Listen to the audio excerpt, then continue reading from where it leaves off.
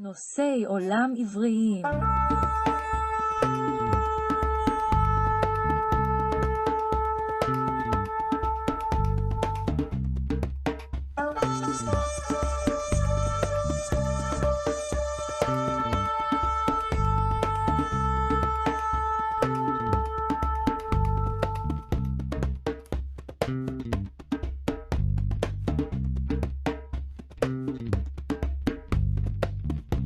Temas del mundo hebreo.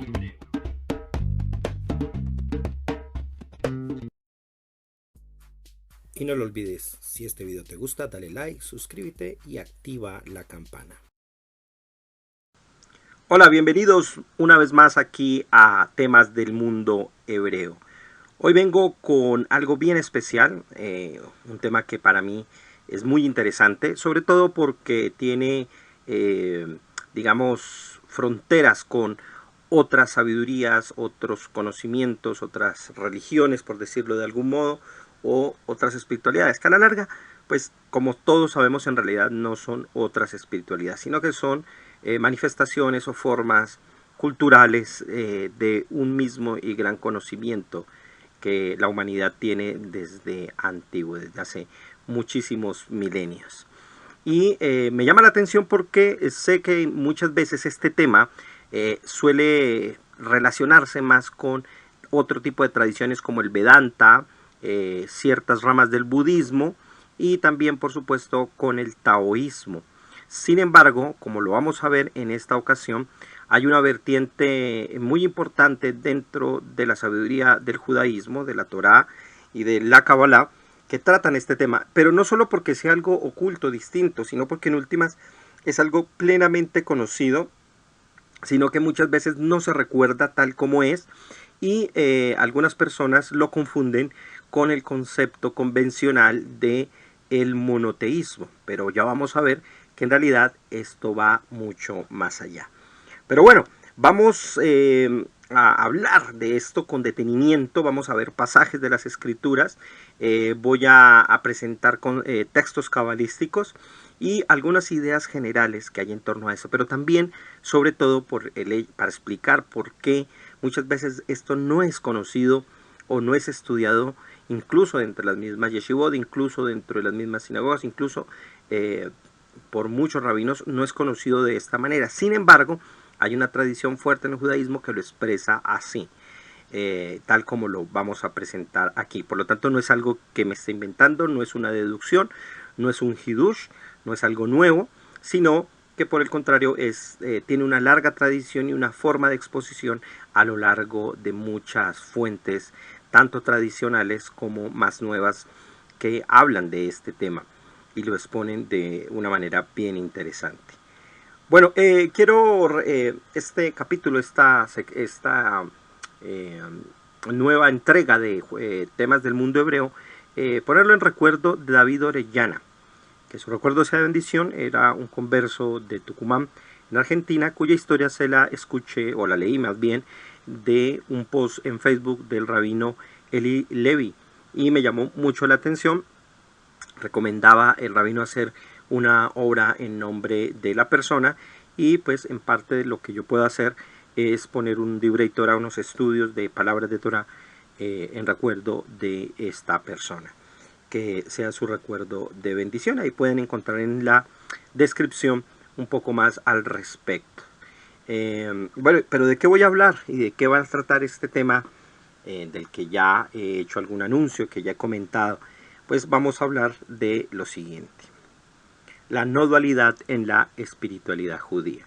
Ya vamos a ver cómo entiendo esto de la no dualidad, para que vayamos más allá de meramente el monismo o el concepto monoteísta convencional, para entender que la expresión o las ideas muy fuertemente expresadas en la tradición oral, y por supuesto ya puestas en escrito en varios textos cabalísticos y también enunciados de manera explícita en la Torah, nos anuncian esto que se conoce en otras tradiciones como la no dualidad o no dualismo.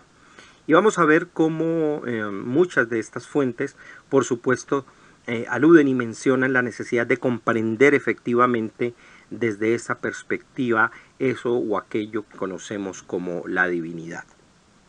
Pero bueno, antes de continuar, estos serían uno de los temas que estoy pensando en tratar para los próximos videos, pero ustedes me dirán cuál de ellos quisiera que tratara. Me gustaría que en la caja de comentarios me dejaran qué tema les gustaría tratar. Para el próximo video voy a hablar de la nebuá, de la profecía, pero esto con el motivo, pues por supuesto, de dar tiempo para poder trabajar y recoger la información. Y cuando ya tenga subido el próximo video, pues espero que en los comentarios me digan cuál les gustaría dejar. Eso lo pueden hacer bajo este video. Allí está pues el tema de los extraterrestres en el judaísmo, el golem, el Sefer Yetzirah, estos dos últimos muy vinculados, que es un midrash, una introducción al hebreo, los sueños en el Tanaj y la clave para su interpretación y por qué es tan dañina la idolatría. Esos son los temas que he pensado, hay muchos más, pero que ya iré trayendo y que ya iré organizando para presentarlos así como me gusta hacerlo aquí.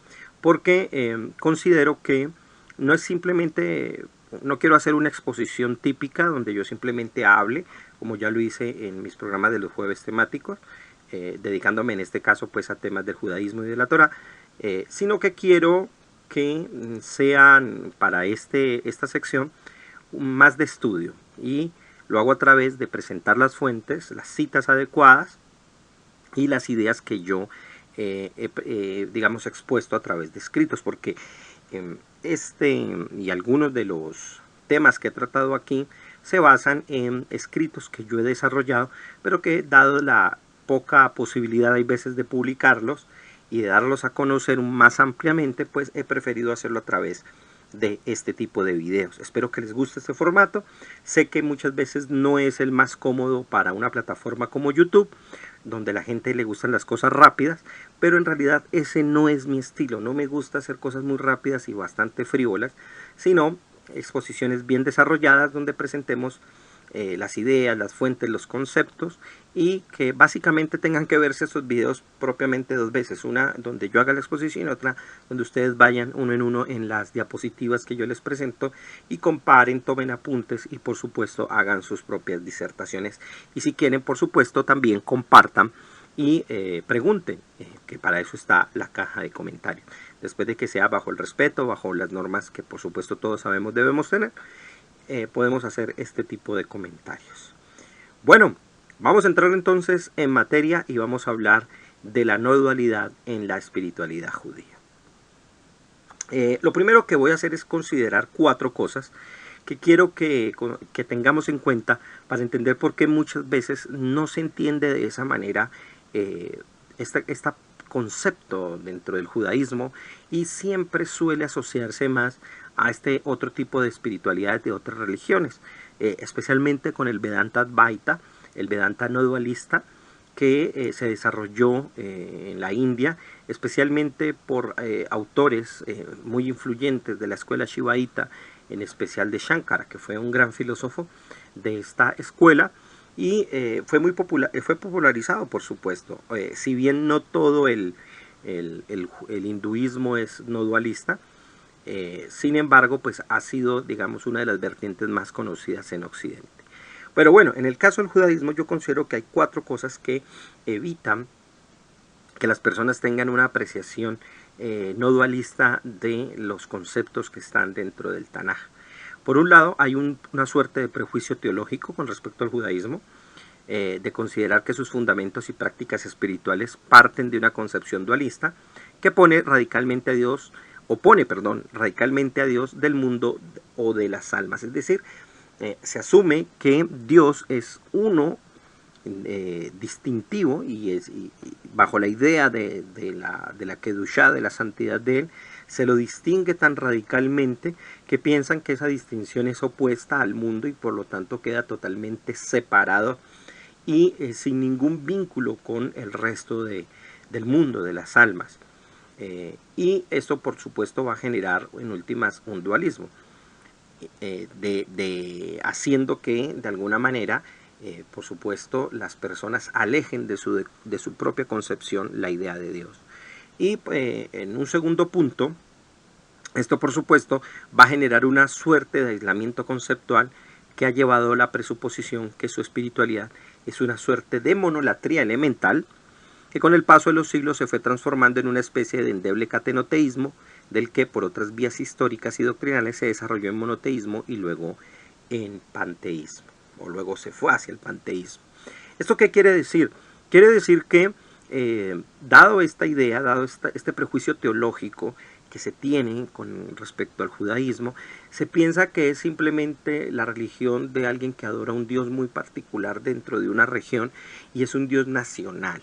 Eso es lo que yo llamaría una monolatría, un Dios que se concentra en una idea muy particular y que no pasa de allí y que no está vinculado a otro tipo, a una creencia mucho más grande y más general.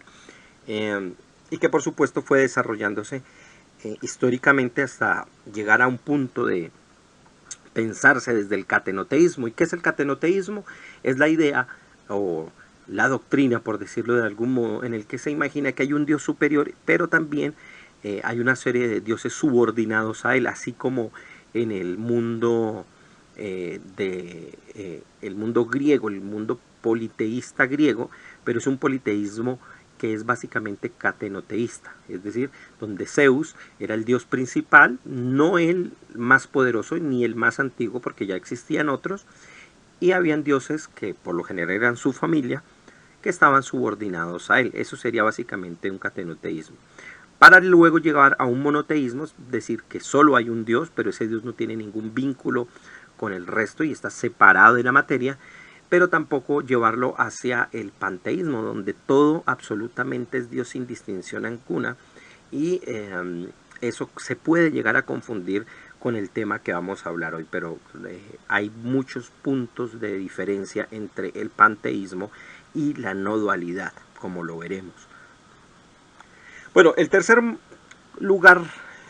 momento es un lugar muy común, ¿no? Y es pensar y asumir que el judaísmo es una versión más esotérica y en su versión más esotérica y exotérica es una suerte de prácticas y creencias fundamentalmente dualista, y que cualquier derivado doctrinal de orden abstracto es el producto de influencias externas, como si en el judaísmo nunca hubiera contado con personas adiestradas intelectualmente para develar el contenido profundo de su mensaje. ¿Esto qué quiere decir? Es que hay una preconcepción sobre el judaísmo y como generalmente fue un pueblo minoritario con sus concepciones espirituales minoritarias frente a otras, entonces se asume que todas influyeron sobre él y muy poco el judaísmo sobre el resto. Entonces todas las influencias son externas y todos los desarrollos intelectuales vinieron simplemente por esfuerzos externos, lo cual no quiere decir que sea falso. Por supuesto que hubo influencia, pero esa influencia no es tan determinante como para precisamente generarlo todo y mucho menos hacer del judaísmo una suerte de religión totalmente dependiente de su entorno. Tenía, por supuesto, una autonomía, concepciones propias y también un desarrollo intelectual muy amplio que precisamente se manifiesta incluso desde momentos muy tempranos en el mundo judío y que por supuesto lo diferenció rápidamente del entorno. Pero hay siempre esa presuposición, pensar que solo es influencia griega, egipcia, cananea, fenicia y que es muy poco lo que es autóctono. En verdad no es tan así, en realidad hay elementos propios del pueblo judío que nacen dentro de sus propios intelectuales que van a tener por supuesto una gran influencia, pero aún así eso no quiere decir que esas diferencias no permitan generar vínculos y puentes intelectuales entre muchas de las expresiones posteriores y desarrollos intelectuales que se dieron también.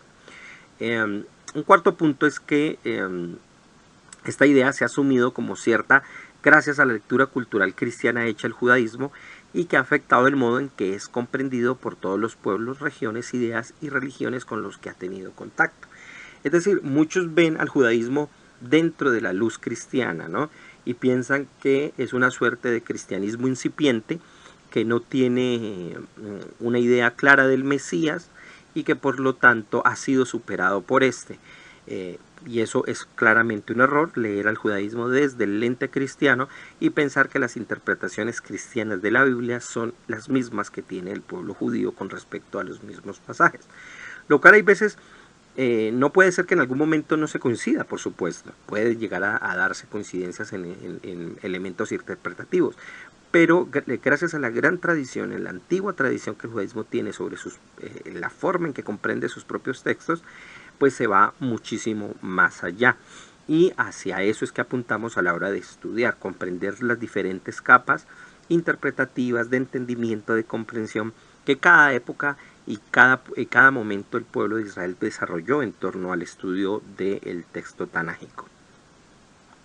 Bueno, la idea principal entonces es que la que yo expongo aquí es que la espiritualidad judía parte de un no dualismo implícito que es subyacente a las afirmaciones y declaraciones que profetas, sabios, reyes y poetas del pueblo de Israel han consignado en sus escritos, dejando constancia de la inquebrantable y de permanente asociación directa y sin mediaciones del mundo con la totalidad divina, siendo el conjunto de todo nada más que una sola realidad.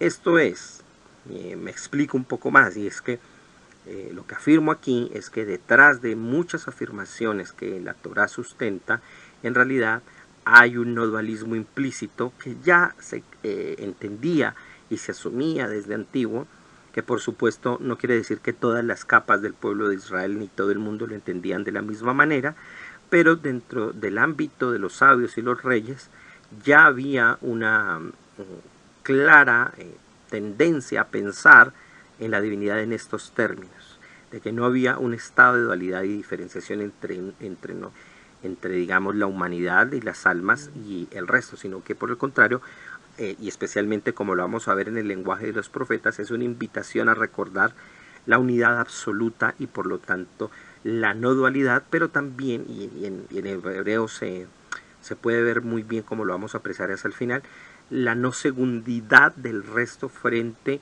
al primero, al uno, y cómo ese uno cobija en realidad todo sin dejar oportunidad de que nada dentro de él sea segundo en ningún estado. Ahora bien, esto también depende mucho de lo que llamo aquí predisposiciones interpretativas con respecto a las fuentes judías. Así como hay una predisposición en general al judaísmo por las 4 condiciones que hay, eso mismo se puede entender a la lectura propia de los textos.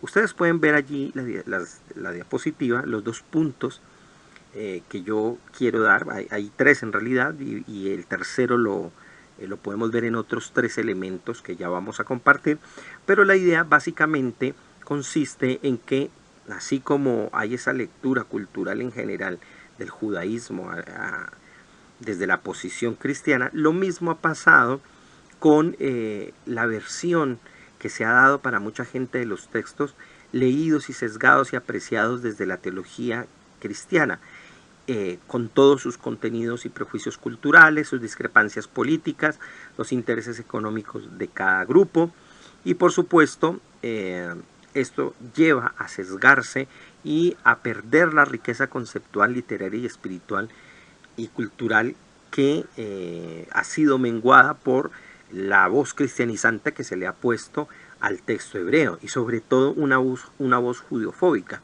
Podríamos hablar en algún momento también, por ejemplo, de la desjudaización que la Biblia ha sufrido para poder alejarla de la fuente, digamos, básica, interpretativa que ésta debería tener.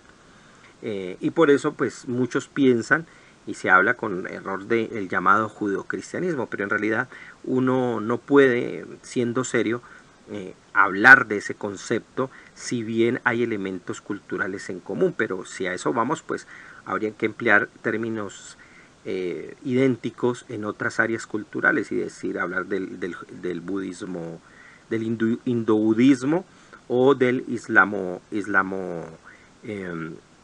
cristianismo, por ejemplo, que sería mucho más acertado. Sin embargo, aquí la idea es que este tipo de lecturas ha generado prejuicios a la hora de interpretar esto, por supuesto. Y una cosa muy importante, como lo menciono aquí en el segundo punto, es que en el judaísmo como tal no hay una teología, es decir, en el judaísmo no se habla de lo que es Dios, sino de lo que hace Dios como tal. El judaísmo es de algún modo antiteológico, o más aún es ateológico, puesto que no hay un logos posible para entender el teos, no hay un interés propio en la definición de Dios. La Biblia nunca lo hace, sino que se menciona y se conoce a partir de sus nombres, y son nombres que se obtienen por la capacidad cognitiva, espiritual, intelectual que cada generación, pues por supuesto, alcanza y logra de la divinidad. El tercer momento, por supuesto, y tiene que ver con los dos anteriores, es que estos grados de prejuicios que se han desarrollado y que sirven para muchas personas a la hora de abordar y examinar el judaísmo, cuando se llegan a degenerar, se expresan como visiones del mundo complotistas y conspiranoicas que desdibujan por completo una lectura de los textos sagrados, presentando como engañosa y falsa la visión hebrea de la deidad. Es decir, no solo se excluye la lectura judía del texto, del propio texto autóctono hebreo, sino que además se le da otra lectura totalmente distinta y que termina volviendo maligna la visión hebrea de la propia escritura y a la misma escritura. Por eso puse la imagen de este ser que está aquí, porque es el imaginario muy moderno de lo que en la antigüedad denominaban el demiurgo, que fue un término que empleó Platón, pero que los gnósticos renovaron para hablar precisamente de la visión de la divinidad del mundo hebreo, porque ellos decían que esta divinidad, por supuesto, era un creador inferior distinto del ser superior, totalmente espiritual, y por decirlo en términos cristianos, satanizaron la versión de la divinidad tal como el Tanaj lo presenta, y hablaban y mencionaban que este era un creador inferior que había creado la materia y que quería subyugar al ser humano. Por supuesto, desconociendo todos los valores interpretativos y toda la historia que la tradición judía tenía para entender sus propios textos, desdibujando por completo esta versión. Ahora, este tercer punto, ¿por qué se da y qué es lo que lo provoca? Según lo que yo he logrado entender. Y aquí presento estos tres puntos. Primero, hay una distancia lingüística, una distancia cultural y tradicional, y por supuesto una distancia espiritual. En la distancia lingüística es que por supuesto se han derivado muchísimas traducciones bastante lejanas, defectuosas, que han generado a lo largo de muchos siglos unas versiones muy equivocadas y condicionadas por la visión del mundo del traductor o traductores de turno, y sobre todo de doctrinas, ¿no? Suelo ver muchas versiones de la Biblia que se traducen teniendo en cuenta en las doctrinas que ellos mismos ya creen y que se supone desprenden de la Biblia cuando muchas de ellas no están allí. Entonces la llevan a depender de eso, y eso genera por supuesto un error en la traducción y en lo que se debe comprender del texto, pero se parte de una distancia lingüística que por supuesto el hebreo y el arameo, en el que se ha compuesto la mayoría del Tanaj en el caso del hebreo y algunos pasajes en el caso del arameo, pues por supuesto lleva a la diferenciación y a la no comprensión de lo que hay allí. Por otro lado, hay una distancia cultural, y es que el texto, el Tanaj, la Biblia hebrea, es un texto hecho, tejido y elaborado desde una tradición muy concreta. Y esto es importante entenderlo porque no es solamente las palabras, sino esas palabras en qué contexto se decían, bajo qué ocasiones, para qué servían. Eso solo lo comprende la tradición y lo que nosotros conocemos como la Torah oral, para poder comprender esos dichos y esas expresiones. Y por supuesto esa distancia tradicional y cultural también aleja para la comprensión de los textos. Y por último y no menos importante, la distancia espiritual. Entendiendo aquí espiritual no simplemente lo que está más allá de la materia, lo que sería en sí ya una idea dualista, sino el pleno potencial desarrollado de una intención correcta que puede durar y perpetuarse en prácticas de vida en los pueblos y los individuos. Por eso entiendo por espiritualidad, es decir, a ese potencial, esa fuerza que cada pueblo expresa y que manifiesta a través de las transformaciones culturales que están muy influidos, por supuesto, por sus ideas y por las condiciones y por su entorno, sin duda, pero que marcan una época y que desarrollan vínculos con el mundo, con los mandamientos, con la identidad frente a la divinidad. Y de esto también se ha alejado a las traducciones de la Biblia. Entonces, ¿qué es lo que yo propongo aquí, en últimas? Y es que el distanciamiento con la espiritualidad judía se debe en gran parte a la idea general de que en efecto carece de algo así, es decir, carece de un no dualismo. Por eso algunos lo alejan de las concepciones amplias y metafísicas desarrolladas por otras tradiciones como el budismo, el Vedanta Advaita en el hinduismo y el tantrismo, que es otra vertiente dentro del hinduismo. Tal vez la única forma en que se le asocie a un pensamiento profundo es a través de ciertas escuelas cabalísticas que dejan clara la importancia de anular la dualidad para que el itinerario espiritual se comprenda plenamente. Estudiosos como Gershon Scholem y Moshe Idel, hasta donde se no tratan, al menos directamente, el tema. Quien sí lo ha resaltado, o al menos enunciado el tema, a partir del rescate de algunos textos olvidados, es Daniel Shanamat. Otro autor que sí ha trabajado explícitamente el tema es Haim Michelson, en su libro Todo es Dios, la corriente radical del judaísmo no dual. Este libro, editado por Gaia, es un libro muy interesante. He leído algunas páginas, no completo, he tenido la oportunidad de apreciarlo, no he podido leerlo con detenimiento, pero básicamente hace una exposición, por supuesto, de los autores, especialmente de Moshe Cordovero, como ya veremos, que se encargan de explicar el no dualismo como tal dentro del mundo de la concepción hebrea. Y ya lo veremos que es bastante interesante y llamativo. Bueno, vamos entonces a entender qué es el dualismo y el no dualismo. ¿Qué debemos entender por esto? Y es bien importante porque pues para entender la no dualidad tenemos que entender qué es la dualidad y por qué, digamos, de algún modo nos queremos contraponer esa visión a partir de este estudio.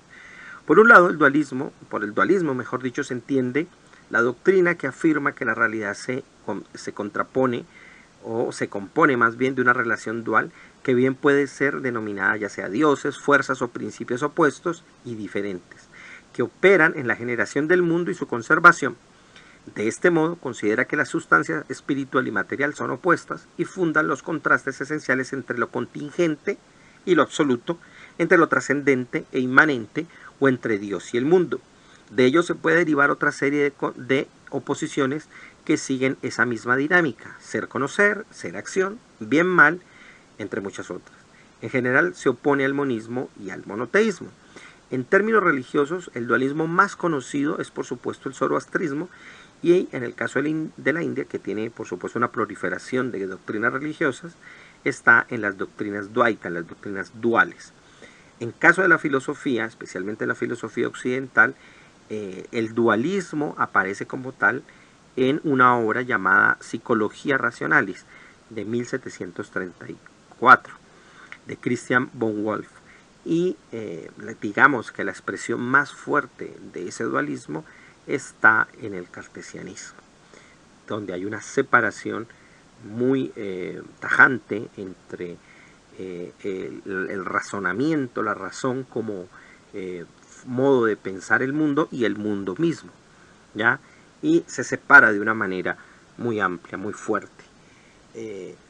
Entender esto del dualismo es importante para entender por qué se aboga y se busca por el no dualismo, para entender por qué el mundo o la realidad en últimas es no dual, mientras que el dualismo sería una suerte de forma o de sistema interpretativo que empleamos los seres humanos para poder, digamos, tener o generar una distancia con respecto a aquello que estudiamos, conocemos, indagamos.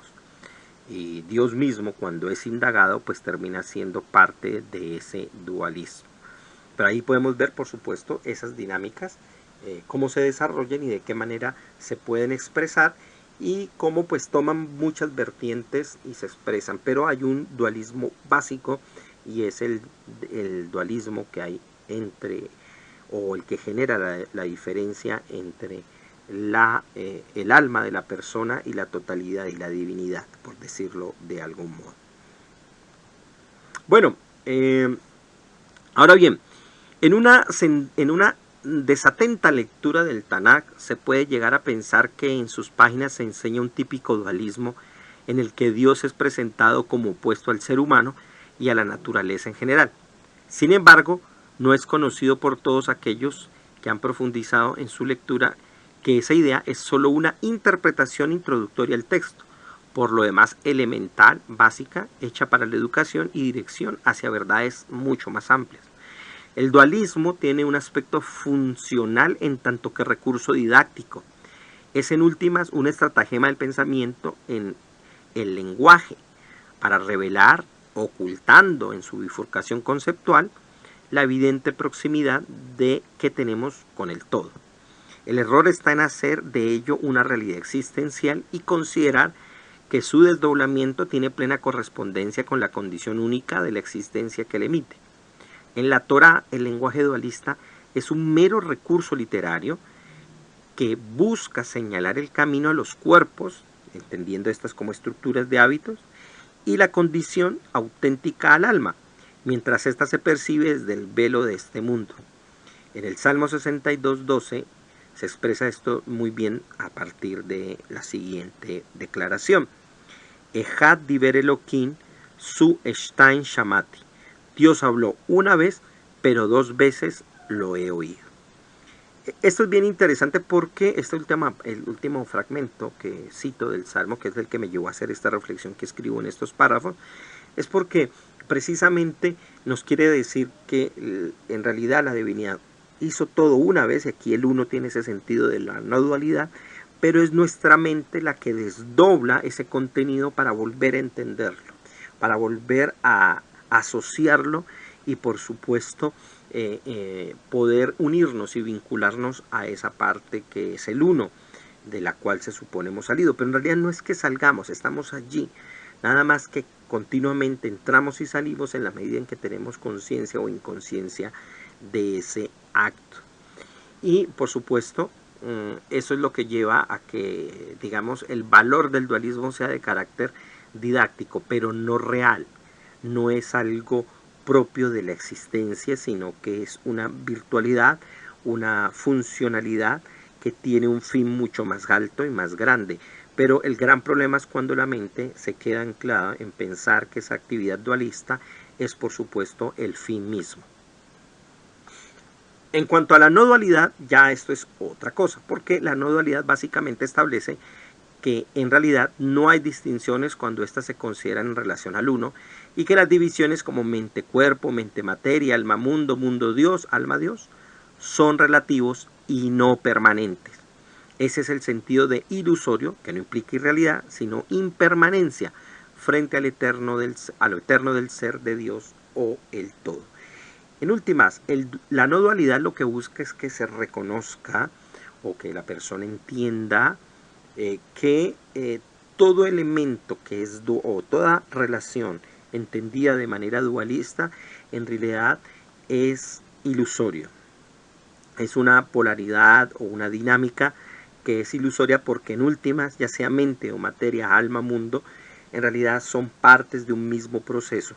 No quiere decir, y aquí es una de las diferencias que se tiene con el panteísmo, que la mente sea lo mismo que la materia, pero es como dar a entender que en realidad son un mismo proceso, son parte de algo que son lo mismo, a pesar de que mantienen sus diferencias, porque la no dualidad no quiere decir que no exista la variedad, sino que toda esa variedad en realidad es una dentro del gran proceso de lo que podemos llamar el todo, el ser, Dios, como queramos llamarle en este momento. Bueno, pero vamos a ir más allá. Yo quiero que veamos a continuación lo siguiente.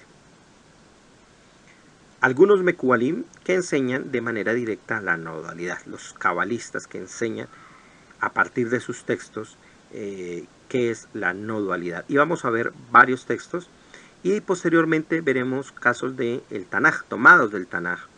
Y lo he hecho de esta manera, presentando primero a los mekubalim y luego a los textos de la Torá, porque algunos pues dirían, bueno, vamos a leer esos textos con el prejuicio y con la predisposición de leerlos así, con esa mente. Pero yo quiero que veamos cómo más bien estos textos que vamos a leer de los cabalistas se basaron en realidad en las raíces básicas, fundamentales que se expresaban en el texto del Tanaj.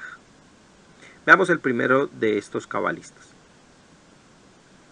que en este caso es Moshe Cordovero, del cual vamos a citar bastante, y el primer libro del que vamos a hablar es Or Ne'erav. Dice este texto así: una persona desvalida considera que Dios es un anciano de pelo blanco, sentado en un maravilloso trono de fuego resplandeciente, centelleante, tal como precisa la Biblia. El antiguo de todos los tiempos está sentado, su cabellera cual nítido vellón, su trono llamas de fuego. Imaginando esta y otras fantasías, el necio corporiza a Dios, cae en una de las trampas que destruye la fe. Su temor reverencioso a Dios queda limitado por su imaginación. Quien está iluminado, sin embargo, conoce la unicidad de Dios, conoce que lo divino no posee categorías corporales, que éstas jamás podrán aplicarse a Dios, y se pregunta estupefacto: ¿quién soy yo? Soy un grano de mostaza en el centro de la esfera de la luna, que a su vez es otro grano de mostaza en el interior de la siguiente esfera, y así en la esfera siguiente, y todo su contenido en relación con la próxima. Y lo mismo sucede con todas las esferas, una dentro de otra, y todos son un grano de mostaza dentro de las extensiones subsiguientes, y todas ellas son granos de mostaza dentro de extensiones subsiguientes. El temor reverencial se aviva, el amor en el alma propia se ensancha. Bueno, en cuanto a este pasaje de Or Ne'erav, es interesante entender cómo él divide la versión o la intención literal de entender un pasaje de las Escrituras a partir de conceptos imaginarios que se emplea literalmente en el profeta, pero que apuntan a cosas mucho más grandes, ¿no?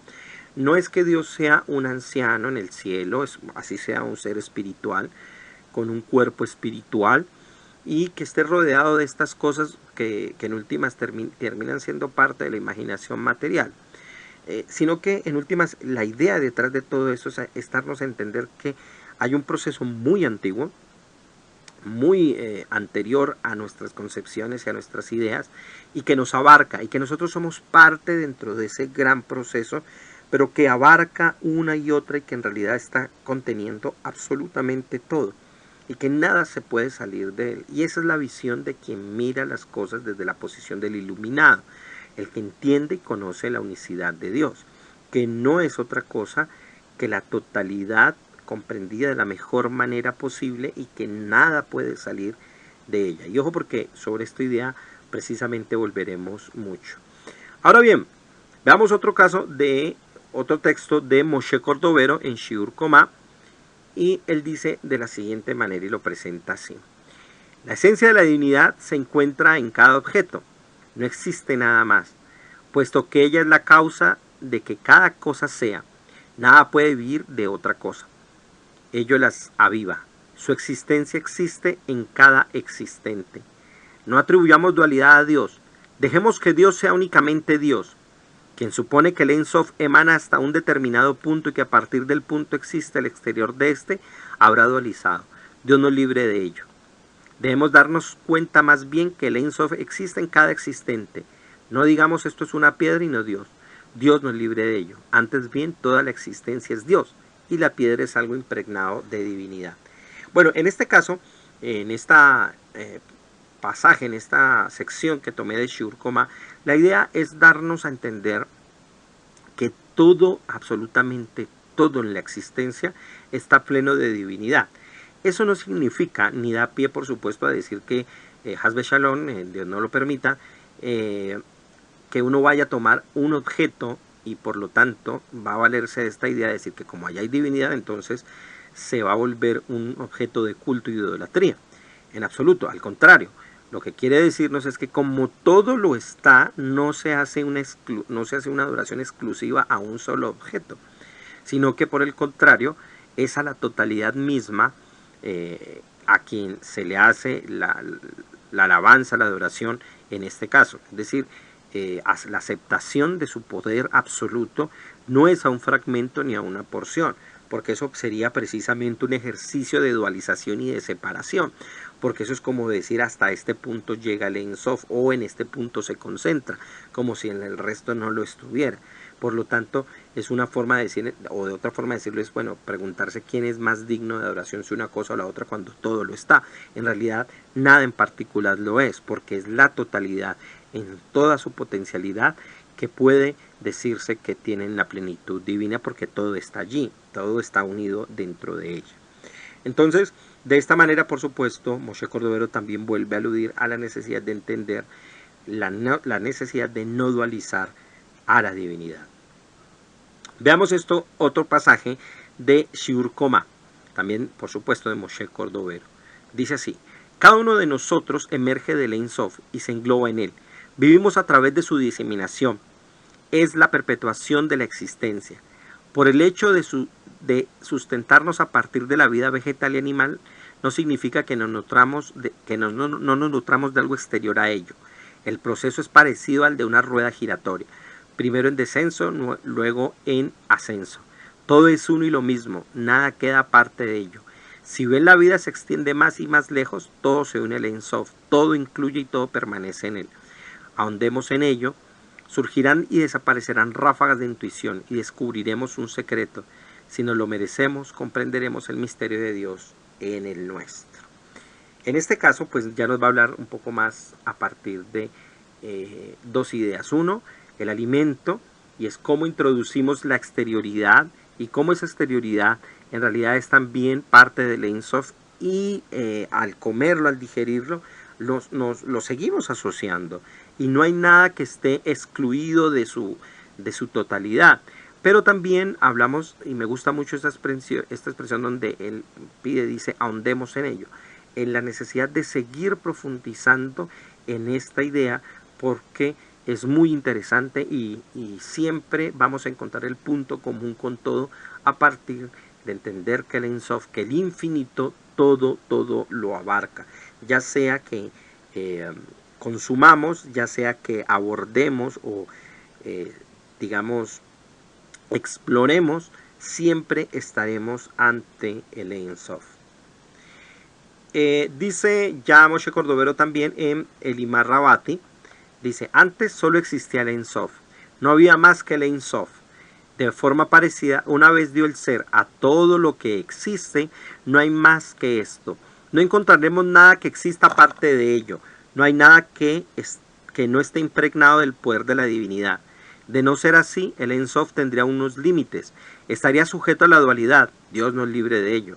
En lugar de ello, Dios es todo lo que existe. Si bien todo lo que existe no es Dios, se halla presente en todas las cosas y todas las cosas pasan a ser a partir de ello. Nada se haya desprovisto de su divinidad. Todo está en su seno. Está en el interior de todas las cosas y en el exterior de todas las cosas. No hay nada más que esto. Esta última frase, no hay nada más que esto, es importantísima porque es a partir de ella que se seguirán haciendo las reflexiones más profundas.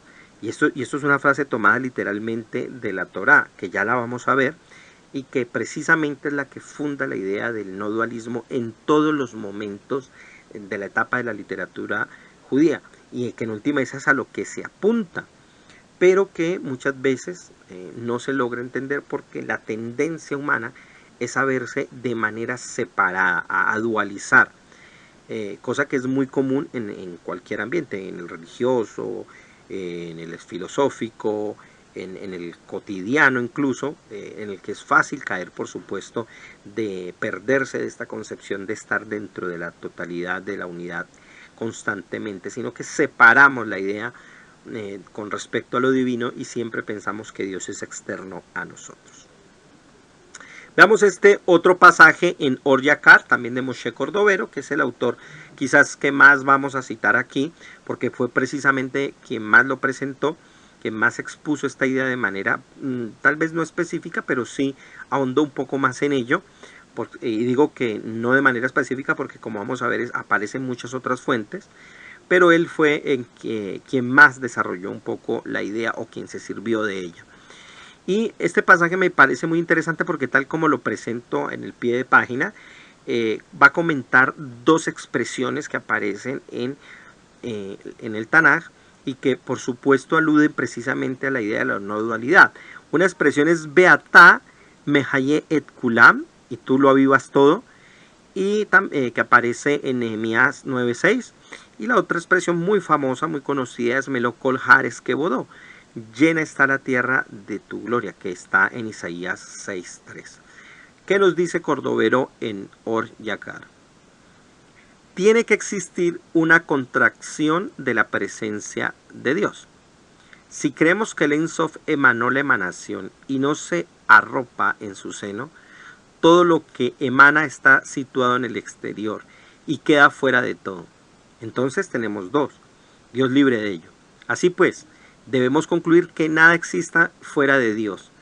Ello no solo se aplica a la Sefirot, sino a todo lo que existe, grande o pequeño. Existe únicamente a través de la energía divina que fluye hacia ella y se arropa en ella. Si Dios apartara la mirada tan solo un momento de toda la existencia, quedaría anulada. Es el significado secreto del pasuk, del versículo, lo avivas todo. Por consiguiente, la divinidad fluye y es inherente a todo lo que existe. Es el significado secreto del versículo, la presencia de Dios llena todo el mundo. Con esta reflexión nos humillamos, se purifica nuestro pensamiento. Y en efecto, lo interesante aquí de este pasaje es lo que logra hacer este pensamiento, cómo nos anula y cómo los pensamientos se purifican de tal manera que nos ponemos realmente en condición de pensar realmente lo divino y no pensarlo únicamente como un ídolo gigante, un imaginario, un ser totalmente hecho, o más bien que se ha hecho a sí mismo para cumplir simplemente nuestros caprichos, sino que es la totalidad, que lo llena todo, que nuestro pensamiento no alcanza a cubrirlo porque implica todas las dimensiones y todos los espacios. Veamos este otro pasaje ya de otro autor, en este caso es Eleazar de Worms, que en Sefer Hashem 144 escribe: cuando reflexionamos sobre el Creador debemos darnos cuenta de que su campamento se extiende más allá, infinitamente más allá, y que lo hace a sí mismo también ante nosotros mismos, por detrás de nosotros, al este y al oeste, al norte y al sur, por encima y por debajo, infinitamente en todas partes. Seamos conscientes de que Dios lo conforma todo y se halla en el interior de todas las cosas, no existe nada más. Y es muy importante lo que Eleazar de Worms dice, porque seamos conscientes. Esa es la idea, que esta idea de que no existe nada más hay que llevarla a un estado de total conciencia. De esta manera se nos vuelve esta afirmación de corte aparentemente intelectual, que no lo es, se nos vuelve un objeto de meditación para desarrollar, por supuesto, una forma de percepción, pero sobre todo de vivencia de ese estado. Veamos este caso, aquí voy a citar a Moshe León, que en Sefer HaRimon nos dice lo siguiente: Dios es unicidad unificada, uno sin dos, inaprensible. La genuina existencia divina engendra la existencia de toda la creación. Las sublimes internas esencias constituyen en el fondo una cadena que lo vincula a todo, de lo más alto a lo más bajo, extendiéndose del polo superior a los confines del universo. No existe nada, ni el más minúsculo objeto que no se halle sujeto a los eslabones de dicha cadena. Todo está encadenado en su misterio, sujeto a su unicidad. Dios es uno, el secreto de Dios es uno, todos los mundos situados por debajo y por encima son misteriosamente uno, la existencia divina es indivisible. La cadena entera es uno, hasta el último eslabón, todo está vinculado a lo demás. La esencia divina está tanto abajo como arriba, en el cielo y en la tierra, no existe nada más. Aquí lo interesante es que Moshe León ya emplea otra metáfora, y es del Shalshelet, de la cadena.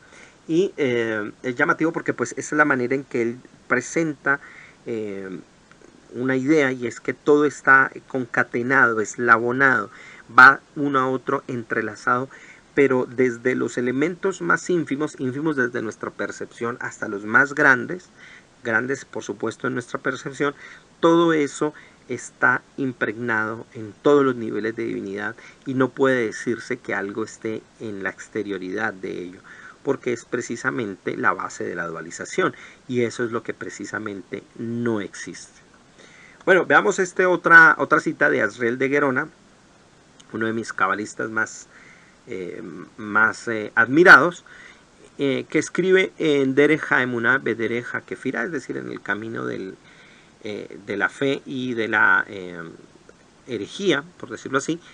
Él comenta lo siguiente: alguien puede preguntarnos, ¿cómo alumbró Dios el ser a partir de nada? ¿Acaso no existe una diferencia enorme entre ser y nada? Responderemos lo siguiente: el ser está en la nada, en la forma de la nada, y la nada está en el ser, en la forma del ser. Nada es ser y ser es nada.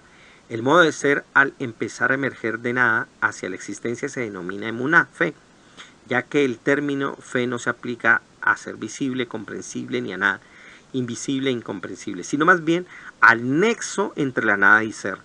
Ser no proviene solo de nada, sino más bien de ser y nada conjuntamente. Todo es uno en la simplicidad de la absoluta indiferenciación. Nuestra mente limitada no puede captar ni desentrañar esto, por cuanto se une al infinito. Este pasaje nos señala algo bien interesante, porque esto fue un tema muy discutido entre filósofos y cabalistas para entender el pasaje de Bereshit 1.1, cuando habla de que Dios creó al cielo y la tierra. Y por supuesto filósofos y creyentes convencionales decían, bueno, Dios crea a partir de la nada, ex nihilo. Pero los cabalistas se preguntan, ¿cómo que crea a partir de la nada? Entonces habrían dos cosas, habría Dios y habría nada. En realidad no es que Dios cree la nada, sino que la nada es un estado de sí mismo en el que Él toma para crear. La nada es el estado donde las cosas no están, pero precisamente no están para que estén, para darles el ser, para otorgarles el ser. Entonces eso que llamamos ser es apenas un estado de lo divino, y Él es el que otorga el ser, ¿ya? Y por eso está más allá del ser. Y entre otras cosas, por eso es que yo afirmo, cuando alguien pregunta que si Dios existe, yo le digo depende. Para nosotros existe desde este mundo, pero hay otros mundos donde no existe porque Él es dador del ser, está más allá de la existencia, Él otorga la existencia, pero existencia o no existencia o cualquier otra forma o concepción o posibilidad de comprender eso, también es parte de lo divino, porque no hay nada más. Veamos este caso de Magid de Borad le Jacob, de Dov Baer. Dice lo siguiente allí: consideremos a nosotros mismos ahí, nada, y olvidémonos totalmente de nuestro ser. Entonces seremos capaces de trascender el tiempo, de llevarnos hacia el mundo del pensamiento, donde todo es igual, la vida y la muerte, el mar y la tierra seca. No es el caso de quienes están ligados a la naturaleza material de este mundo. Cuando uno se considera algo, Dios no puede cubrirse en él, ya que Dios es infinito. No hay conducto que pueda contener a Dios, a menos que uno se considere a sí mismo ahí. Bueno, este pasaje, si bien no habla explícitamente de la dualidad, en realidad nos la está sugiriendo por el hecho de que no podemos considerarnos un algo frente a Dios. En realidad, todo lo existente frente a la divinidad, que es la que lo sustenta, es nada, porque nada se puede sustentar sin Él, sin el Creador, sin Boreolán, sin la fuente suprema. Entonces, todo parte del Creador, absolutamente todas las cosas y las existencias posibles que hay en el universo, solo parten del Creador. Y por lo tanto, en ese sentido son nada, porque por sí mismas no pueden existir sin el existente básico y primordial. Este es un pasaje muy breve de una de las obras más interesantes de la Cábala del siglo XX. Podría haber puesto otras obras de ese mismo periodo, del hasidismo, pasajes del Tanía, pasajes del Likutei Moharan, pasajes del Talmud de Ser Sefirot o de Kedushat Levi, que son libros clásicos dentro del ambiente hasídico. Pero pues bueno, de todo eso escogí este pasaje de uno de los grandes cabalistas del siglo XX, el rabino Abraham Yitzhak Kook, que dice, entre los muchos pasajes donde el no dualismo está claramente expresado, pues escogí este que me llamó mucho la atención por la forma en que nos expone el no dualismo desde el sentido del fluir, ya no solamente de la cadena, como en el caso de Moshe de León, o de otras metáforas que ya vimos, sino desde el fluir. Dice así: en el fluir del Santo Espíritu del Ruach HaKodesh, uno nota la fuerza de la vida divina que recorre el curso de la existencia a través de todos los deseos, todos los mundos, todos los pensamientos, todas las naciones, todos los seres.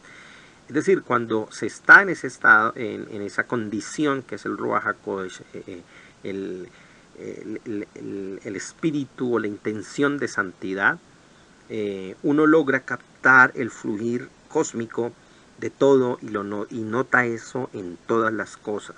La divinidad misma está impregnando todo y lo recorre todo, precisamente eslabonando y encadenando cada una de estas cosas y manteniéndola dentro de su unidad.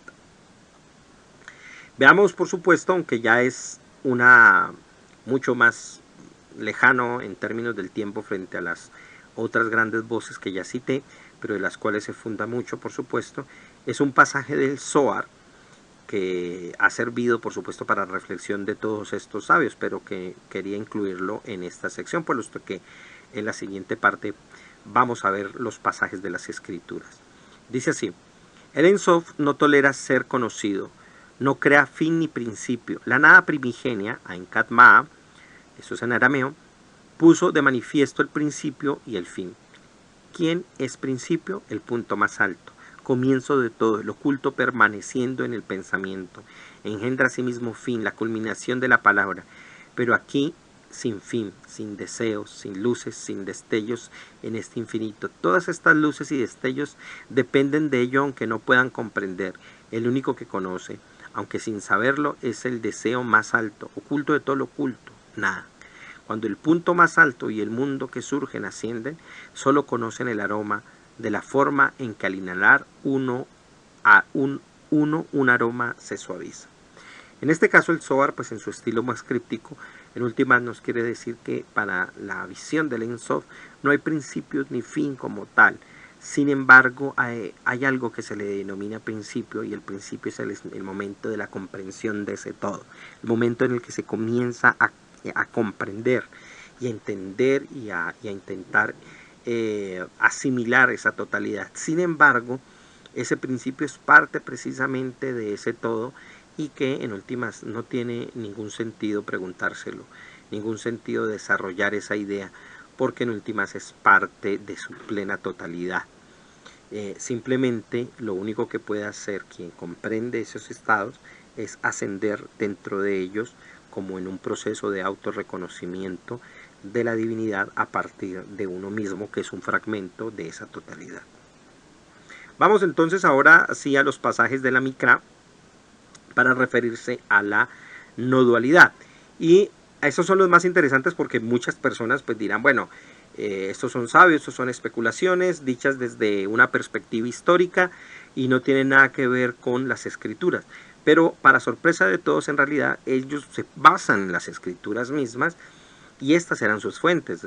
La mayoría de estos autores no leyeron autores que venían del budismo ni del hinduismo, ya sea por condiciones religiosas, ya sea por prejuicios, ya sea porque no tenían los textos o porque simplemente se dedicaban única y de manera exclusiva a textos de la Torá. En últimas, como sea, ellos lo derivaron de aquí y hay muchísimos textos, muchos pesukim, muchos pasajes, muchos versos que nos hablan de esto.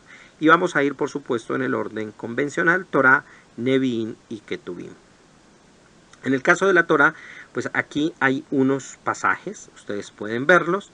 De ellos, quien desee puede tomar este pantallazo y ver las citas que hay, pero yo voy a leer específicamente el siguiente, que es el que para mí concentra más ese sentido de no dualidad, y es el pasaje de Devarim 4, 35 y 39.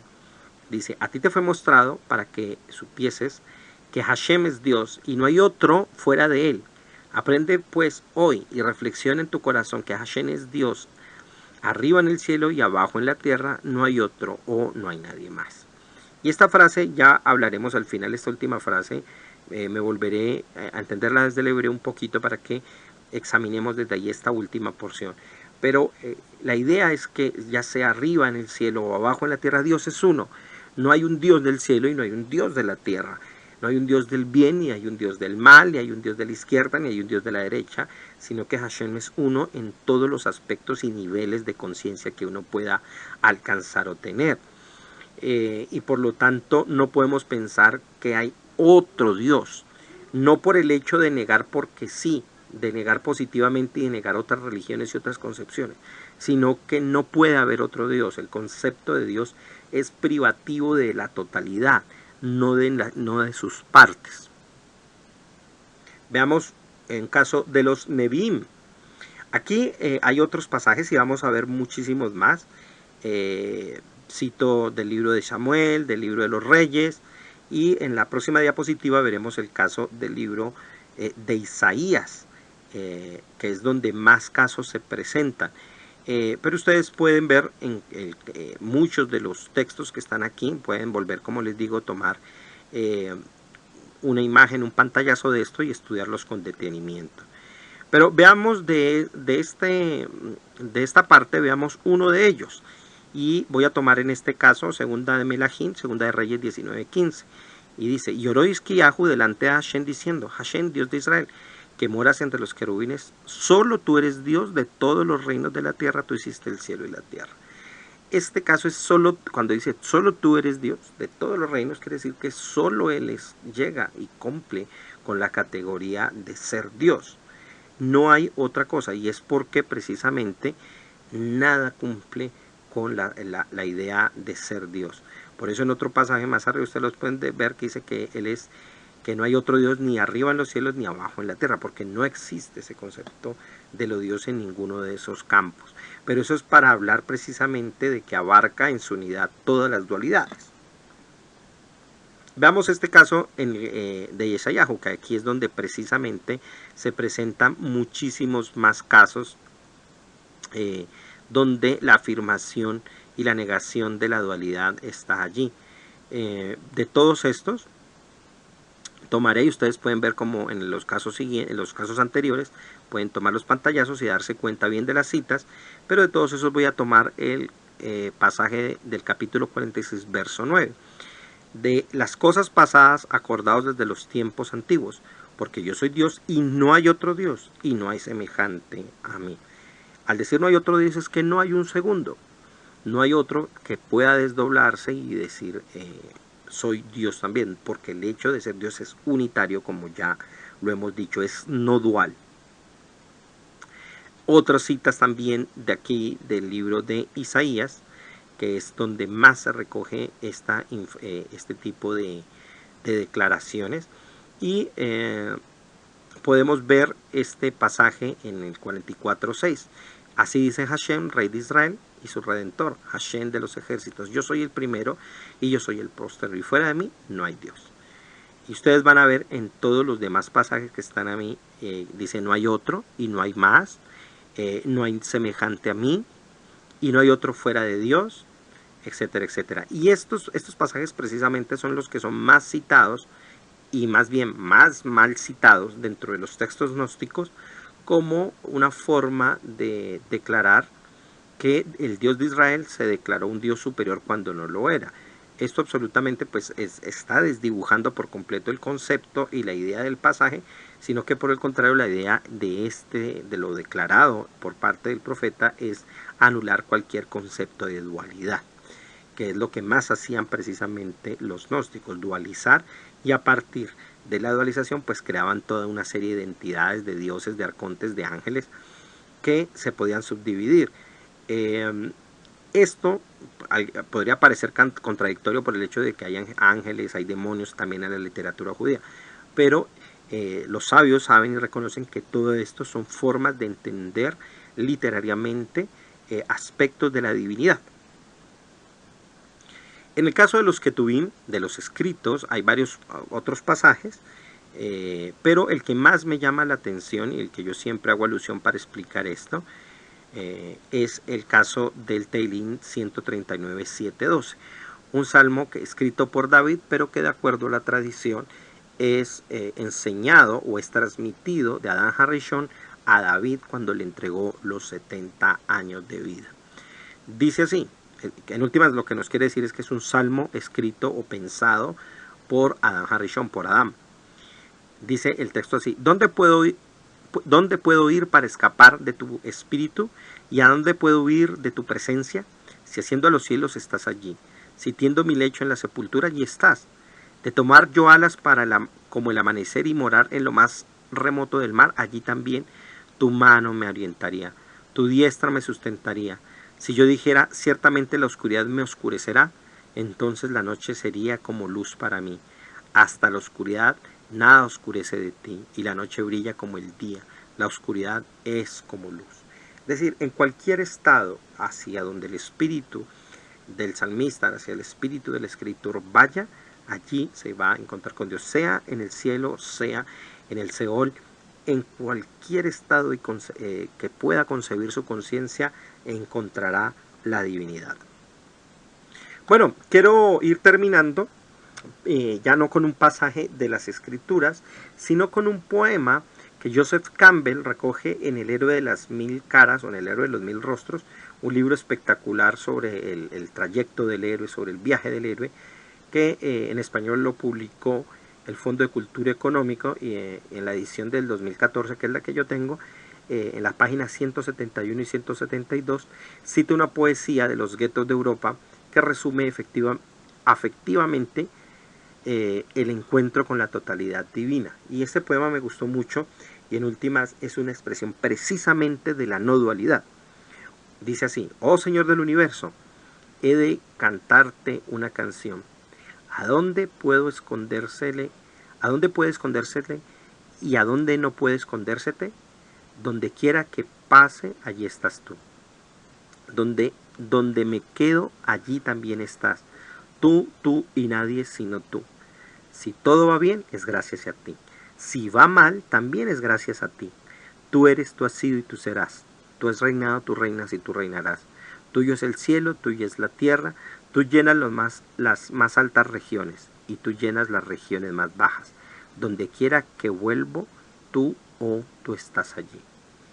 Este poema es muy llamativo porque precisamente se funda también sobre un versículo de Isaías, donde explícitamente Dios dice que Él es Dios creador del bien y del mal, que absolutamente todo es de Él. Porque esta idea de separar lo bueno de lo malo por fuera de la unidad de Dios es lo que ha creado el dualismo, que se concibe en el zoroastrismo y también en ciertos ambientes cristianos, donde se piensa que Dios es del bien y el encargado del mal es Satán, como si fuera un Dios aparte. Esto crea un dualismo. Sin embargo, vemos como en esta poesía del gueto, de los guetos europeos, ya un texto por supuesto mucho más reciente para nosotros, la concepción de la unidad y de la absoluta totalidad de Dios, que es sin segundo, está por supuesto entendida y abarcada allí. Bueno, vamos con dos frases antes de terminar. Voy a irme con explicar un poco estas dos frases que son quizás las más emblemáticas. Hay muchas otras con las que podríamos tratar la no dualidad, pero estas dos concentran las dos ideas básicas. Por un lado, en Od Milvado, es un texto muy repetido que se canta en hay muchos cantos pues dedicados a esta frase, y básicamente nos quiere decir que no hay nadie sino Él, que no hay nada más sino el Creador. Todo lo que existe es solo el Creador. Quizás quien comprendió filosóficamente muy bien esto, y yo siempre lo he dicho, básicamente su filosofía es un desarrollo de esta expresión, es por supuesto Baruch Spinoza, quien desde la visión del monismo y entendiendo a todas las cosas como parte de la gran sustancia que es la naturaleza o Dios, él por supuesto entendió muy bien esta frase, pues porque no hay nadie sino Él. Toda la materia, toda la realidad en todos los niveles es simplemente un desarrollo de lo total. Y la otra frase bien importante, que incluso se dice cotidianamente todas las mañanas en el famoso canto llamado Adon Olam, todas las mañanas se dice al declarar Behu Echad Be'en Sheni, Él es uno sin segundo, es decir, no existe ante Él ni otro Dios, atención, pero también nada que sea no Dios es segundo ante Él, porque en Él todo es uno. Es decir, nadie puede declararse que está Dios y Él está por debajo de Dios, otra persona. Por eso incluso las narrativas como las de Metatrón, todas son entendidas como parte de un sistema, digamos, metafórico, simbólico, lógico dentro de la lógica de la cábala para entender ciertas relaciones, pero no quiere decir que en realidad sea un segundo frente a Dios, sino que es una forma de entender la comprensión de lo divino que se le llama así, en este caso pues el ángel Metatrón. Hay un midrash muy bello, en el Midrash Tanhumá, o en Bereshit, es el Midrash Tanhumá, me parece que es, donde esta idea se recoge muy bien, y es cuando cuenta el midrash que cuando el pueblo de Israel estaba recibiendo la Torá, el Kadosh Baruj Hu, Hashem le pregunta al pueblo y le dicen, mira, yo quiero que mires hacia arriba y ellos ven los 7 cielos, quiero que mires hacia abajo y ven los 7 infiernos, y que miren hacia los costados y ven las 7 tierras hacia los 2 lados. Y Dios les pregunta, ¿qué vieron? Y el pueblo de Israel les responde, no te vimos sino a ti, no vimos sino tu gloria, ya fuera arriba, ya fuera abajo, porque no hay nadie más, y porque es uno sin segundo. Entonces estas 2 frases me parece a mí que son claves y resumen muy bien eso que nosotros llamamos, en el caso pues del mundo popular se le conoce como no dualismo, que sería Behu Echad Be'en Sheni, el uno sin segundo, y que recoge esa idea de que no hay nadie sino Él, excepto Él.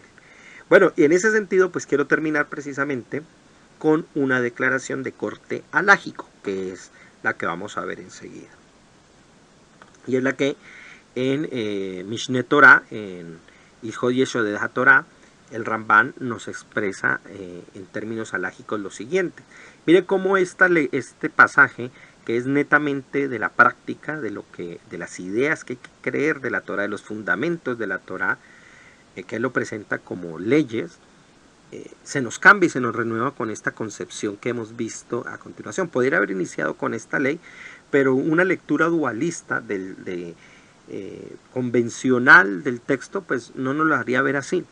Pero en últimas esto es a lo que se refiere Rambam, aunque él no hable directamente del dualismo, del no dualismo, pero en últimas queda comprendido. Él lo presenta de la siguiente manera. Y a esto se refiere la Torah cuando dice, no hay otro más que Él. Es decir, no hay verdadera existencia más que la suya y más allá de Él.